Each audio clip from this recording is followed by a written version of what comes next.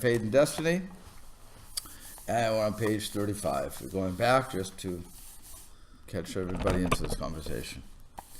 So we're looking at the obligation of Torah Jewry to the land of Israel, and this is Rav Soloveitchik speaking. So he says, what was our reaction to the voice of the beloved that knocked, to God's bounteous kindness and wonders?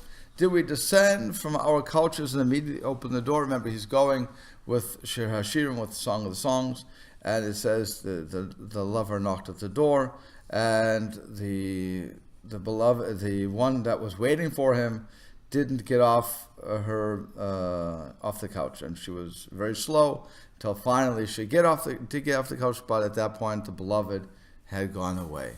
So the Rav is using that as God being the beloved who's knocking at the door, and we are the people who are on the couch. So it says, did we descend from our couches and immediately open the door, or do we let the Shulamite maiden continue to rest and tarry rather than descend from our beds? I have put off my coat. How shall I put it on? I have washed my feet, it says. How shall I soil them? All the trepidation and concern for the geographical integrity of the state of Israel on the one hand, and all of our enemies' proposals that are designed to exact territorial concessions from the state of Israel, all of the brazen demands of the Arabs for boundary changes, on the other hand, are all based on one and only one fact. The Jews have not colonized the Negev and have not set up hundreds of settlements there. The Rav isn't alive now to say these sort of things. Okay, were the Negev settled by tens of thousands of Jews, then not even Nasser would dream of the possibility of wresting it from the state of Israel. Desolation from time immemorial endangers political tranquility. The Torah has already emphasized this truth. It says in Deuteronomy, you may not consume them, namely the nations of Canaan, quickly, lest the beasts of the field increase upon you. The fact that Jews conquered the Negev does not suffice. The main thing is to settle it.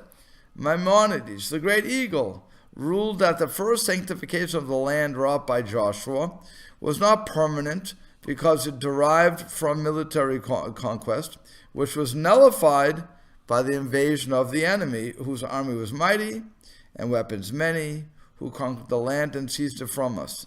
The second sanctification wrought by Ezra, which was derived from taking possession of the land and settling it in accordance with the divine command, with the toil of one's hands and the sweat of one's brow, was not nullified. The holiness grounded in settling the land, settling, plain and simple, remains in effect for its time and for eternity. We have been remiss, he says. This is Rav. We have been remiss and our guilt is great. American Jewry could certainly have accelerated the process of colonization.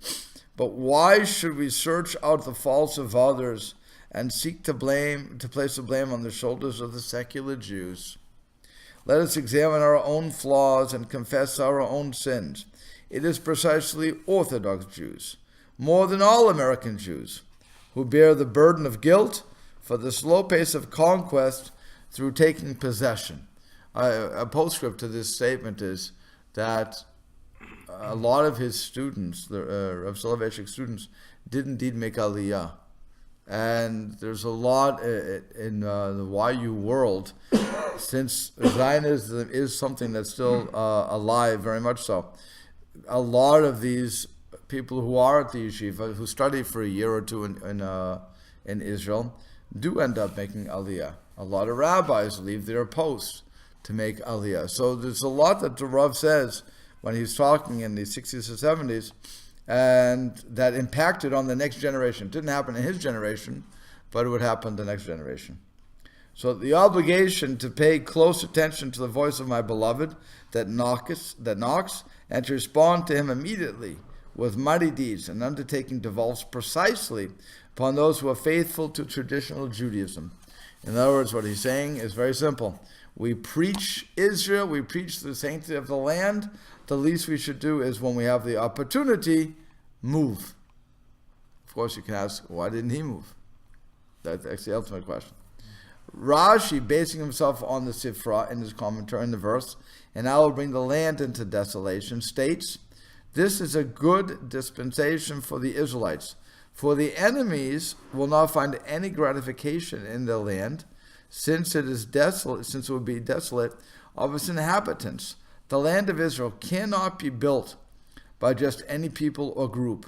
Only the Jewish people possess the capacity to transform it into a settled land and to make the desolate waste bloom. Now, how can he say this?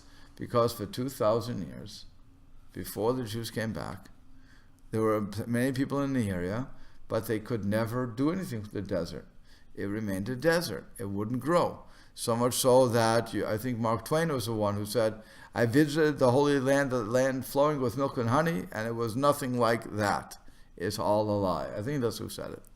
But you see that with all these, the Arabs that lived in there for centuries, and the Christians who lived there for centuries. It never did anything.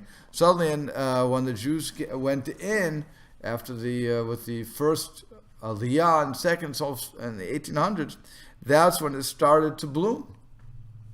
When they started to do it, certainly in 48, when they declared the state of Israel, it was not that long after that again the desert went from being a desert to with trees and so on and so forth. So it's an amazing thing what happened in such a short time, and nobody else could do that. So it's not just a statement; it was a reality. For 2,000 years, nobody could do anything with that land. This divine promise became a miraculous fact in the history of the land of Israel during various periods. We must not forget, even for a moment, that the land of Israel drew the nations of the world, Christian and Muslim alike, to it like a magnet. The medieval crusaders were undertaken for the purpose of conquering the land of Israel and colonizing it with a Christian population. All of the efforts of the crusaders were in vain, and they did not take root in the land. Even the Muslims, who were already in the land, did not succeed in colonizing it properly. It remained a desolate waste. And the verse says in Leviticus, and your land shall be a desolation. Even later, in the modern era, when the European nations in the 17th and 18th centuries settled and colonized entire continents, the land of Israel remained desolate and in a more primitive state than its neighboring Arab countries, Egypt, Syria, and Lebanon. Had the land of Israel been settled by a capable, enterprising, powerful, and cultured nation, had it been properly colonized and developed, then our tie to it would, in the course of events, have been obliterated, and no Jewish presence would have established itself there. Why? Because you can't move into a place. That's his point. If a place is colonized, you can't go there. There are people there. You can't do anything about that. Once it's not colonized, once you have nobody there, so the next guy can come in. No big deal. However, the land of Israel did not betray the people of Israel. She remained faithful to them, and during all those years awaited her Redeemer. It stands to reason, then, that when the possibility arose for the Jewish people to return to its land, the land which had withheld its treasures from strangers and guarded them for us, Orthodox Jews would eagerly bestir themselves to perform this great and important commandment, and would plunge with joy and enthusiasm into the midst of this holy task, the building and settling of the land. Alas, we did not act thus when the desolate wife who had awaited us with such yearning and for so long invited us, her sons, to come and to redeem her from the desolate condition. And when the beloved, namely Hashem, who had watched over the desolation for almost 1900 years, and who had decreed that not a tree would flourish there, that no springs would fructify its ground, knocked on the doors of his love, the maiden, we religious Jews, did not rush to descend from her couch and let in her beloved. Had we built a dense network of settlements throughout the entire length of the land, from Eilat to Dan, then our situation would be entirely different. So first you have to ask, is this true? If we would have settled the land, would it have been different? I mean, the Rav is giving a very nice statement, but again, we're in 2015. So where we did settle the land, are they happy with us, or are they still attacking? I mean, it's an interesting question. They're still trying to move us out, right?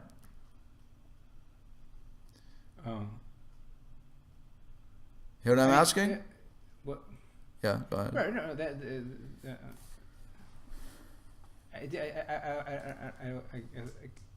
he didn't say that there was not going to be a foreign army that would attack and be successful if the Jews would be willing to settle the land. But he did say if he settled land, then it would produce for us, or it would be fruitful for us. And he did say that we'd have a successful Jewish population there. That's 100% true. Jewish population there.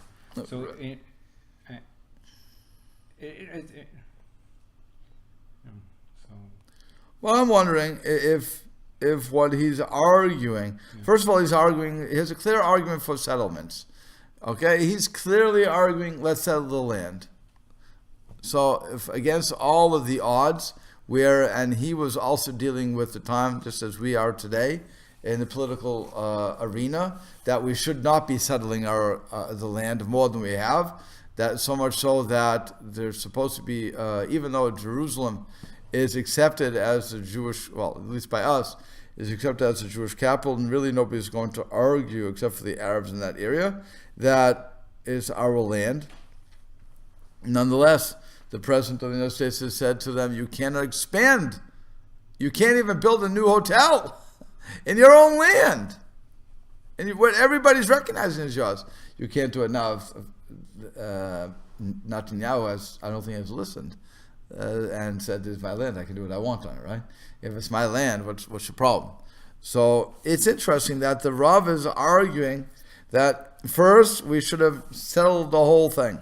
And if we did, it would have been entirely different. Like I said, I'm not sure if it's true, but it's certainly an interesting theory. Certainly the fact that we didn't settle it creates a vacuum, and anything can come in, and we have that problem. And the fact that we all didn't go over there as religious Jews is also a problem. Because if we really truly believe the Torah was from Hashem, and Hashem told us we should go over, we should live there, even if we're not running the country, but it's a holy thing to live in the land of Israel, he's right. We have the opportunity. Why didn't we all take it? It's a question on us, not on American Jewry, but it's a question on the Orthodox Jewry. So he said, let us be honest and speak openly and candidly. We are critical of certain well-known Israeli leaders because of their attitudes, traditional values, and religious observances. When he's speaking, you have to remember that this is a socialist country for the most part, and it was built by the socialists. They still don't like religion and the system. They will teach it only as, if they teach the Bible, is only going to be taught as a book detailing our supposed history, but not of a holy history. They don't see it like that. So he's saying, even with that, and we're critical of them, our complaints are valid, he said. We have serious accusations to level against the secular leaders of the land of Israel. However, are they alone guilty, while we are as clean and pure as the ministering angels? Such an assumption is completely groundless. We could have extended our influence in shaping the spiritual image of the Yishuv, the settlement, if we had hastened to arouse ourselves from our sleep and descend to open the door to the beloved who was knocking. I am afraid that we Orthodox Jews are even today still sunk in a very pleasant slumber. Had we established more religious kibbutzim, had we built more houses for religious immigrants, had we created an elaborate and extended system of schools, our situation would be entirely other than it is. Here's something else he's hitting us up for. Again, whether or not it's true or not, we can only guess that it may be true. If we would have built a religious system, maybe it would have helped. Although you look in America, and with all the religious systems that we've built, there's still people going off. There's still the calamity of people going off the derech. So is it just a matter of making the systems up, or is it something else? And an interesting existential question that we have to level out the yeshiva world, because if we really think about it, the yeshiva world is teaching Torah more than we've ever learned before. But are they teaching emunah? Are we getting into the meat and potatoes of why am I doing this? Or is it just we're arguing about what Rav Ramabaya said? So that's the question that's levied, or the criticism that's levied at many yeshivot out there, that they're not teaching hashkafa. And so I'm assuming that the Rav would say you should teach hashkafa, and actually if I'm in a kibbutz, then I'm going to be living that way. So again, it's bringing it to life. So if I'm bringing it to life, then he's right. It would have been much different. Then we would have not have to criticize the leaders of the other movements so severely. We Orthodox Jews suffer from a unique illness, which is not to be found among non-religious Jews with a few exceptions. We are all misers. In comparison to other American Jews, we do not excel in the attribute of chesed. We are content to give a few pennies, and in return for our paltry contribution, we demand a hefty, this worldly reward and a place at the head of the line. Therefore, our honor has declined to a new low, and we are not able to exercise a proper influence on Jewish life here and on events in the land of Israel. Again, this has changed. The Orthodox Jewry, from what I remember recently hearing, is giving more money per capita than the rest of the Jewish world. So apparently his words didn't fall on deaf ears. We start to give more and more and more, even though we don't necessarily agree with the government. We were certainly sinking more money into the system. America, the great and the free, is the land of tzedakah, of charity. The American government itself, during the years of 1945 to 1956, dispersed over $55 billion in foreign aid. The numbers are simply unimaginable. And it's only philanthropists who know how to give, who are accorded honor in a land which knows how to give and to help on such a scale. Consequently, we Orthodox Jews in America are not entitled to any position of eminence, and such positions are occupied by others. Notice, if we would have invested, if we would have put our money where our mouth is, then we would have also had that. Recently, we have become specialists in criticism and in the detection of plagues. And the priest, as it says, and the priest shall look on the plague and pronounce him unclean. This task, to search our blemishes and to offer our expert opinions, we know how to do that very well. However, we have overlooked one point, namely, that the priest who declares a person unclean must go outside the camp to the leper, the afflicted individual, the sufferer, in order to purify him. As it says, and the priest shall go outside the camp, and the priest shall come in. We have to build not just small, isolated corners whose influence is not discernible, but major institutions throughout the length and the breadth of America and Israel. So here again, do we do it or didn't we do it? He's writing this, I forget, again, in the 60s or 70s. I think that this is something that we actually have done, that we have gone throughout Israel, American Israel. Certainly America with Torah Masorah. They're in every single little state you can think of. So, and their influence reaches out there. So Orthodox Jewry has, again, we have listened to a lot of what he was advocating. It is incumbent upon us to purify those who are outside of the camp, those who dwell in the great camp of ignorance. For this end, we require great sums, and we Orthodox Jews are very far from being generous and liberal, open-hearted and open-handed in matters of charity. This is why our institutions, both here and in Israel, are so poverty-stricken. Wow, is he hitting everybody up? Okay? Amazing thing he's saying. Now, today you would argue, by the way, that people don't have the money to support the system. Think about it. A school cost over $1.5 million, just without really trying hard, to run. How much did your school cost? To the taxpayer? In general, no, I'm saying budget-wise. What was the budget? You had a school of what, 300, 400? Like per student price? Yeah. It was around $10,000. 10,000 per 10 to kid. 12. And so let's say you had like 200 kids? No, in the school where I taught, Yeah. there were about 1,600. 1,600. So imagine how much that is, okay? That's a lot of money. It's a lot of money, okay? Now, if you have all those kids and so on and so forth, the teachers, it's a lot of money to pay. It's not a matter of saying it's tzedakah, tzedakah, tzedakah. Tzedakah means I'm giving a charity. This is a real investment you're making. So he's looking at it from a charitable point of view. I'm looking at it more as an investment. I invest now for the future, but what's your dividends and so on and so forth. And that may be why we don't get so much charity. We have to convince the guy that it's a real good investment on their part. And that's a very difficult thing to do. But that's what it is. And so, in particular, he says, the religious Shivat Zion, the return to Zion movement, must perforce be content with meager sums. Because it is deprived of adequate financial means, it lacks the capacity to operate on a proper scale. Indeed, it is true. The faithful maiden is very lovely. Her eyes are like doves. Her face shines with grace and charm. She is much more beautiful than the non-religious maiden, but grace is deceitful and beauty is vain. If the faithful maiden is miserly and slothful. I have put off my coat. How shall I put it on? She says. I have washed my feet. How shall I soil them?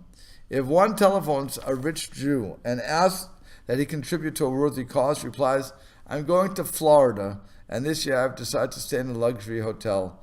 I am therefore unable to give the amount requested of me. What did the rabbi say to the king of Khazars? This is a justified reproach, O king of the Khazars, and that which we say, bow to his holy hill, is but as the chattering of the starling and the nightingale. By the way, you can tell that apparently he must have made some calls. Whenever a rabbi uses an exact line like that, you know that he made the call, and this is the response he got. Can we not hear in our own concern for the peace and security of the land of Israel today the knocking of the beloved pleading with his love that she shall let him enter? He has already been knocking for more than 8 years and still has not received a proper response. Nevertheless, he continues to knock. We have been fortunate. The beloved did not show any special regard to his own cherished darling, but he continues to favor us. On that fateful night, the maiden's beloved had knocked on the door of her tent for only a brief moment and then disappeared, while God treats us with extreme patience. It is 8 years now that he has been knocking. So actually, you can add this up. 1948 plus 8 is 56. So he's writing around the war. Okay. Would that we not miss the moment? That's what he's arguing. He's saying that we are really in bad shape. God is knocking. He's giving us all these miracles. He's giving us all these opportunities. And we are quite content to stay in America or wherever we are. It doesn't only mean America. America, it could have been Europe. We were all free to leave. We still are free to leave. And yet we don't. We don't go en masse. Again, he's not talking to the non-Orthodox. The non-Orthodox don't feel that connection. Or at least they don't preach that connection. The Orthodox do. So he's saying, if you're going to preach it, you should live it. That's what he's going with. Then he says, the covenant to Sinai and the covenant in Egypt. He said, when we probe the nature of our historical existence, we arrive at a very important insight, one that constitutes a fundamental element of our worldview. The Torah relates that God made two covenants with the Israelites. The first covenant he made in Egypt, and he said, I will take you out to me for a people, and I will be to you for a God. And the second covenant at Mount Sinai, he took the book of the covenant and he said, behold, the blood of the covenant which the Lord has made with you in agreement with these words. The third covenant, these are the words of the covenant, besides the covenant which he made for them in Horeb, is identical in content and goals with the covenant at Sinai. What is the nature of these two covenants? It seems to me that this question is implicitly answered at the beginning of our essay. For just as Judaism distinguishes between fate and destiny, again, fate, according to his definition, is passive, destiny is active. I'm active in that. In the personal, individual realm, so it differentiates between these two ideas in the sphere of our national historical existence. The individual is tied to his people both with the chains of fate and with the bonds of destiny. In light of this premise, it must be stated that the covenant in Egypt was a covenant of fate, while the covenant of Sinai was a covenant of destiny. And as we entered willingly into that covenant, so we have to do it. So now he's going to look at the covenant of fate. What is the nature of the covenant of fate? Fate in the life of a people, as in the life of an individual, signifies an existence of compulsion. A strange necessity binds the particulars into one whole. The individual, against his will, is subjected and subjugated to the national, fate-laden reality. He cannot evade this reality and become assimilated into some other, different reality. The environment spits out the Jew, who flees from the presence of the Lord, and he is bestirred from his slumber in the same manner as the prophet Jonah, who awoke upon hearing the voice of the ship's captain, demanding that he identify himself in both personal and national religious terms. This sense of fate-laden existence of a necessity gives rise to the historical loneliness of the Jew. He is alone both in life and in death. The concept of a Jewish burial plot emphasizes the Jew's strange isolation from the world. Notice, when we get buried, we have to be in a Jewish burial place, right? We can't just be buried in Potter's Field. You have to go to the Jewish cemetery. Let the sociologists and psychologists say what they may about the incomprehensible alienation of the Jew. All of their explanations are naught but vain and empty speculations, which do not shed any intelligible light on this phenomenon. Jewish loneliness belongs to, is part of, the framework of the covenant of fate that was made in Egypt. In truth, Judaism and separation from the world are identical ideas. Even before the exile in Egypt, with the appearance of the first Jew, our father Abraham, loneliness entered our world. Abraham was lonely. He was called Avraham the Hebrew, or Avraham Ivri. What does Ivri mean? For all the world was to one side, Ever Echad, one side. Ivri, he crossed over, while he was on the other side. When Bilam saw the Jewish people dwelling tribe by tribe, he apprehended the mystery of the solitary mode of Jewish existence, and proclaimed a state of amazement. Lo, it is a people that shall dwell alone, and shall not be reckoned among the nations. Even if a person achieves the pinnacle of social or political success, he will still not be able to free himself from the chains of isolation. The paradoxical fate has preserved both the separateness and the uniqueness of the Jew, despite his supposed integration into his foreign, non-Jewish environment. So he's saying no matter how far we assimilate, we are always separate. And this actually, again, you see this in a lot of people, that they're not observant at all, they're totally removed from it, but don't say something against the Jews in front of them. They can become very motivated, excited about that. To become this expression where you show, you're very demonstrative. Incensed. No, but you're demonstrative against it. You become lively. When I can't think. There's a word. I just can't. Animated. Thank you. They become animated, very animated, and so much so that even if they consider them part Jewish, like you have Disraeli. I think it was Disraeli in Israel, in Egypt, in England, who said, well, to the honorable gentleman, while your ancestors were swinging on the trees, mine were studying the Talmud. Again, he's not Jewish by any stretch of the imagination. His grandfather was Jewish, something like that, but on his father's side, so or whatever it was, but he's already non-Jew, and he still had that connection. There was still that sense of a people, and he couldn't get rid of that. Imagine a totally assimilated Jew, for some reason doesn't understand why, and that must torture them too, doesn't understand why he's bothered when a Jew is doing something wrong, or pride when a Jew is doing something right. It's just inexplicable to him. He doesn't understand why he cares. You don't see Irish people doing that. You don't see black people doing that. You don't see anybody else doing that. Only Jews have that. So it's inexplicable. And again, we're not really. You don't have to be religious to feel that. It's just whoever you are. And when Ivan Bolsky embezzled, or what's the latest guy? Madoff did it. People say, "Oh my God, why was he a Jewish guy? Why did he do that?" It's only us, because we have that connection, but we're also, no matter how far we move away, we have that sense of isolation. What are they going to say about us now?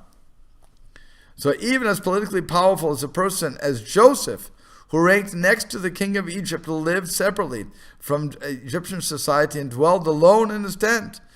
And it says, and they sat on him by himself, and for the Egyptians they did eat with him by themselves. So even though he was a viceroy, he didn't eat with anybody. He was separate. Before his death, he pleaded with his brothers, God will surely remember you, and you shall carry up my bones from hence. Despite my greatness and glory, I am bound with you and with your survival, both in my life and in my death. The special, incomprehensible reality of the individual clinging to the community and feeling alienated from the foreign, outside world became crystallized in Egypt. It was there that the Israelites raised themselves up from the rank of a peoplehood signifying both togetherness. The Hebrew word for people is am, related to the Hebrew word im, meaning with, togetherness, because you spell it the same way, either with an ayin mem. So it depends. Do I put a patach there, or do I put a chirik? And the uniqueness that derives from togetherness. This consciousness of a covenant of fate in all of its manifestations is an integral part to our historical, metaphysical being. When the Jew, with the sense of his special, unique fate, confronts God face to face, he encounters the God of the Hebrews, who reveals himself to man from out of the very midst of the experience of lowliness and necessity, from out of the very midst of the consciousness of the fate which seizes hold of an individual and overcomes him. The God of the Hebrews does not wait for man to search for him, to freely invite him, God, into his presence. He imposes his rule over man against his will. A Jew cannot expel the God of Hebrews from his private domain. Even if he violates the Sabbath, defiles his table and bed, and strives to deny his own Jewishness, his membership in the Jewish people, he will still not be able to escape the dominion of the God of the Hebrews, who pursues him like a shadow. Again, this is the covenant of fate, where I'm passive. It's not an active thing. I'm passive. So he's saying, can't get rid of it. So long as a person's nose testifies to his origin, so long as one drop of Jewish blood courses through his veins, so long as physically he is still a Jew, he serves the God of Hebrews against his will. Neither counsel nor understanding can prevail against him. Yea, if the Jew who rejects his people ascends heavenward, yea, if he takes the wings of the morning, there will be the hand of the God of Hebrews take hold of him. Where shall the Jew go from the spirit of the God of Hebrews, and where shall he flee from his presence? And they said, the God of the Hebrews has met us. Let us go, we pray, 3 days' journey into the wilderness, and sacrifice unto the Lord our God, lest he fall upon us with pestilence or with sword. To disregard the commands of the God of the Hebrews will in the end result in calamity and destruction. The covenant of fate expresses itself as well in positive categories, which derive from the consciousness of a shared fate. There are 4 aspects of this real mode of consciousness. First, the consciousness of the shared fate manifests itself as a consciousness of shared circumstances. We all find ourselves in the realm of common fate, which binds together all of the people's different strata, its various units and groups, a fate which does not discriminate between one group and another group, or between one person and his fellow. Our fate does not distinguish between aristocrats and common folk, between rich and poor, between a prince garbed in the royal purple or a pauper begging from door to door, between a pietist and a similarist. Even though we speak a plethora of languages, even though we are inhabitants of different lands, even though we look different, one may be short and dark, the other tall and blonde, even though we live in varying and unequal social and economic conditions, one may dwell in a magnificent palace, the other in a miserable hovel, we still share the same fate. If the Jew is in the hovel is beaten, then the security of the Jew in the palace is endangered. I want you to think about that. He's right. Wherever we are, we're in America, right? The Jews that were being beaten up recently in France scared American Jewry. We're not safe. We feel what they feel. Think not with yourself, as he says in Esther, think not that with yourself that you shall escape in the king's house more than all the other Jews. Both Queen Esther, garbed in royal apparel, and Mordecai the Jew, clad in sackcloth, were caught in the same web of historical circumstances. Chaverim kol Yisrael, all Israel, are knit together. We will all be pursued unto death, or we will all be redeemed with an eternal salvation. That's the first thing. Second, the consciousness of shared historical circumstances results in the experience of shared suffering. The feeling of sympathy is a fundamental feature of the consciousness of the unifying fate of the Jewish people. The suffering of one part of the people affects the people as a whole. The scattered and dispersed people mourn together and are comforted together. Tefillah, prayer, tzedakah, even outcry and nechama, comfort, are all formulated, as I emphasized above, in the plural. The pleas that ascend from the abyss of affliction are not restricted to the suffering and pain of the individual supplicant. They include the needs of the entire community. When a person has a sick relative, he cannot pray for him alone, but has to pray for all of the sick of Israel. If one enters into a mourner's home to comfort him and wipe away a tear from his grieving face, one directs one's words of comfort to all who mourn for Zion and Jerusalem. The slightest disturbance in the condition of a single individual or group ought to grieve all of the various segments of the people in all of their dispersions. It is both forbidden and impossible for the I to isolate himself from his fellow and not share in his suffering. If the premise of shared historical circumstances is correct, then the experience of shared suffering is a direct conclusion of the premise. A preacher, you'll like this example, of the last generation put it well. He said that the Jewish people may be compared to a man with 2 heads, concerning whom the question was posed in the house of study, how is he to be viewed for purposes of inheritance? Does he take 2 portions like a dual person? Remember, I have 2 heads, so am I really 2 people? Or does he take one portion like a single unified individual? One may similarly ask, has the dispersion of the Jewish people throughout the lands of his exile and is taking root in its various surroundings resulted from its spiritual and psychic dissolution? Or has the unity of the people not been abrogated, despite the fact that it has grown many heads, that expresses itself in multiple languages and cultures, in different customs and varying practices? In a word, is the Jewish diaspora a unity or not? What would you say? Yes or no? Yes. It's why? Because they all feel each other's pain. Right. So the answer the preacher continued to the question of the unity of the Jewish people is identical with the ruling issued in the house of study regarding the question of the unity of the two-headed ear. He said, "Let boiling water be poured on one of his heads," stated the judge, "and let us see the reaction of the other head. If the other head cries out in pain, then both heads blend into one complete and unified personality, and the ear will take one portion. However, if the second head does not feel the pangs of the first head, then we have two personalities coupled together in one body, and they take two portions. Do we feel the pain? The same holds true with regard to the question of the unity of the Jewish people.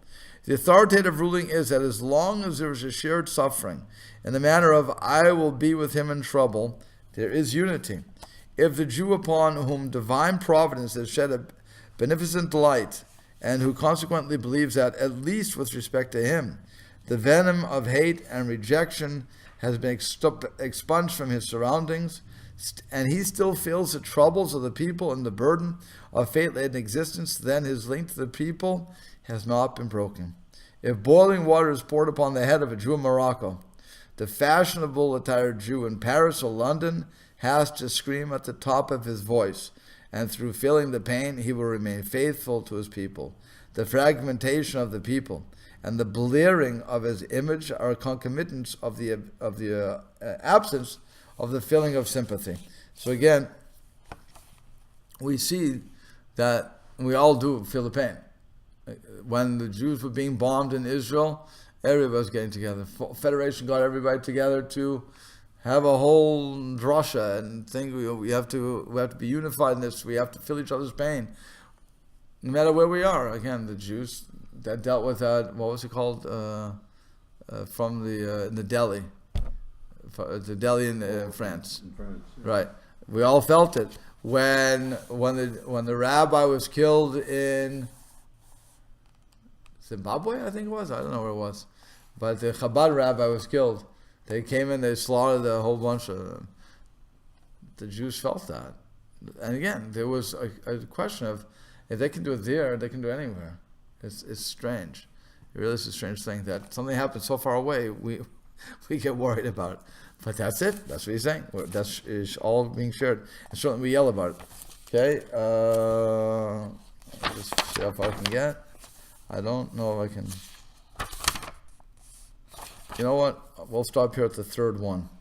It'll be much easier to pick up at that point, because it's going to go too far.